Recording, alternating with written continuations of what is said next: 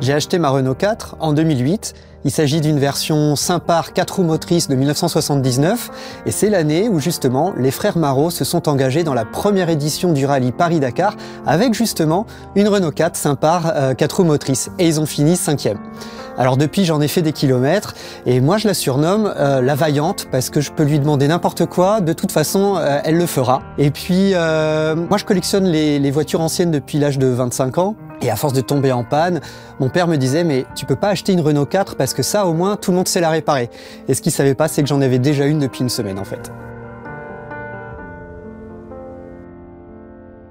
La Renault 4, c'est un modèle véritablement iconique parce qu'il s'est vendu à plus de 8 135 000 exemplaires pendant plus de 30 ans dans une centaine de pays.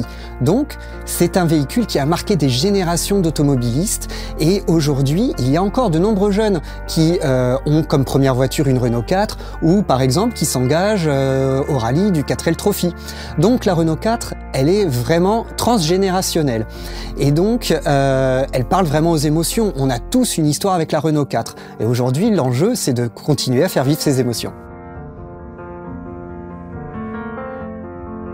Aujourd'hui, repenser l'automobile, c'est crucial et ça passe par la transition vers le véhicule électrique. Et justement, Renault 4, qui revient en version e-tech électrique, s'inscrit dans cette démarche. J'ai accueilli la Renault 4 comme une bonne nouvelle. On la reconnaît immédiatement, ne serait-ce que la face avant, ou bien encore sa silhouette avec cette forme spécifique des portières arrière qui viennent dessiner la forme des troisièmes vitres latérales. La Renault 4 a une vraie personnalité et aujourd'hui, elle vient réécrire une histoire dans le paysage automobile et dans l'histoire de l'automobile. J'ai remarqué que la garde au sol de la nouvelle Renault 4 est similaire par rapport à l'ancienne génération, ce qui veut dire qu'elle est à l'aise en toutes circonstances et sur tout type de route. J'ai aussi remarqué que le seuil de chargement est particulièrement bas avec un haillon qui s'ouvre largement et ça, si on l'ajoute avec la modularité, ça permet une polyvalence d'usage qui était la vocation de la première génération de Renault 4.